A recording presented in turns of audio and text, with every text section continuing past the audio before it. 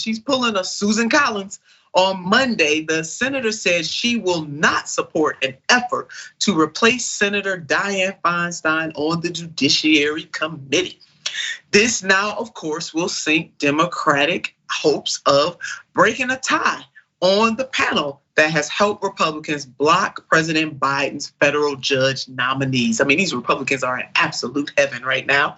Collins was the latest Republican senator to express opposition to temporarily replacing Feinstein, a move Democrats were expected to attempt this week via the unanimous consent process, which was always a long shot given that any single senator could sink the efforts. Thank you, Common Dreams, per usual. It now appears highly unlikely that Democrats will be able to get the necessary 60 yes votes for the replacement. A further example of how dysfunctional that Senate is.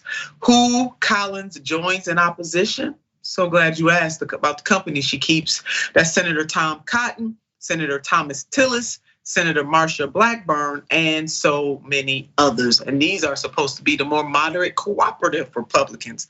And things have been deadlocked for a long time. There are currently 58 vacancies. Did y'all know that? 58 vacancies on US district courts and 6 on circuit courts, according to Demand Justice Chief Counsel Christopher Kang.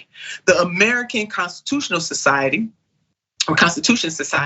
noted earlier this month that the Senate has made limited progress on judicial nominations in recent weeks, with only 3 confirmations since March 16th. Now, senior writer for the slate, Mark Joseph Stern, states it perfectly in this tweet. Feinstein's refusal to retire is currently wrecking Biden's entire judicial agenda. It's erasing the advantage that Senate Democrats gained in 2022. It's grinding confirmations to a halt. It's giving GOP senators even more leverage over noms. The damage here is just astounding. I agree with Mark. He goes on, by refusing to retire, Feinstein is making it impossible for Senate Democrats to push through the kind of diverse and progressive nominees whom Biden championed in his first 2 years. His track record on nominations is suddenly falling badly behind. This is an absolute disaster. He's framing it just the way it needs to be framed. And so glad to see people like Representative O'Connor come out and make a comment on this and not be afraid to say it, even though he's being labeled as a sexist by Representative Pelosi, which makes no sense to me. No, he's not sexist by saying, hey, we got to do something about this. And let's just go ahead and fix this thing. And who's losing? The American people are losing. So stop being selfish and let's fix this thing. So shout out to him, I'm glad that he did it. Now you may remember that just last week, Senator Feinstein herself put out this notice, and we're gonna put this notice up just to refresh your memory. When I was first diagnosed with shingles, I expected to return by the end of March work period. Unfortunately, my return to Washington has been delayed due to continued complications related to my diagnosis, and people can understand that. I intend to return as soon as possible once my medical team advises that it's safe for me to travel. In the meantime, I remain committed to the job and will continue to work from home in San Francisco. I understand that my absence could delay the important work of the Judiciary Committee. So I've asked Leader Schumer to ask the Senate to allow another Democratic senator to temporarily serve until I'm able to return or resume my committee work. Now that's what she said. And that's a beautiful thing that she said that. And then you got these Republicans messing around with what she said. Now, but the senator is 89. And she's singled that she has no intention of giving up her Senate seat entirely. Certainly her right to do. Don't want to take away that right to do. But the question becomes, what is in the best interest of not only the people she serves in the great state of California, but to the entire United States of America. At a certain point, you gotta say, whether you're 89 or 29, is what you're doing in the best interest of the people? That's the question. So Bennie, your thoughts, and plus the senator says she's not even running again for re-election on top of it.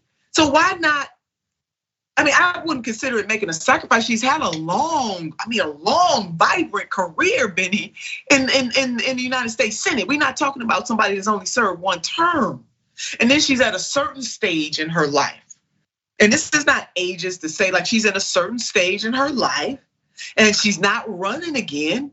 So why wouldn't she say, you know what? I'm just not feeling well right now. I didn't expect to leave this kind of way. I'm not running again. That's the way I want to leave. But as it happens, things are not going the way that I planned. And so since I'm not running again, I'm gonna make this sacrifice. Now, maybe I'm being unreasonable. Bennie, your thoughts? No, I think it's perfectly reasonable, especially like, look, as a trans woman, I feel this very acutely because right now what is happening with the federal judiciary is there are a ton of laws that Republicans are trying to push across the country to, in many ways, like ban trans people from public, take away trans people's health care, right? Like stripping away basic rights for queer people. And that is going to be going through the federal court system. That is all gonna be going through the federal court system. It currently is, and we need a fully staffed federal judiciary to actually shoot down all of these absolutely unhinged bills that Republicans are trying to push, stripping away people's rights. And so fundamentally, unless you are doing everything within your power to make sure that Joe Biden can put as many judges that support trans people as possible in the federal judiciary, then fundamentally, what are we even doing here? You can't say that you support trans people. You can't say you support trans people and do anything to delay this. And like, look, if you're 89, like, I don't know, make your own life decisions. But if I was that old, I would like,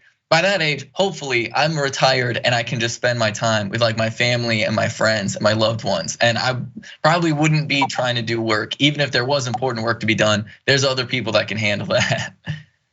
Or, just in an advisory role, people don't have to, again, I hope I'm blessed enough to live to see 89. So I'm not one to just say, because I think we do that to our elders too much. We just try to put them out to pasture. That's not what we're saying here. She's had a very long and vibrant career. She's not running again. Things are happening in her life as it could happen to anybody else. It's just to ask your question. And that's why I said, if you're 29 or 89, there comes a time where you got to make a decision. Because, Bennie, we know sickness can hit anybody. Babies die, unfortunately. Young people die, babies die. People die. It's a matter of life. And I'm not saying that the senator is about to die. I'm using that as an example just to say that it is vitally important for her, in my opinion, to put the Senate and the country first. And the extra dynamic is that she's already decided not to run again.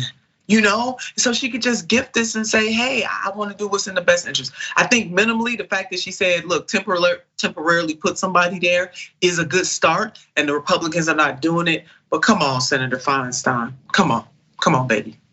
Come on, I think this is a little selfish to me, but that's me. That's how I feel about it.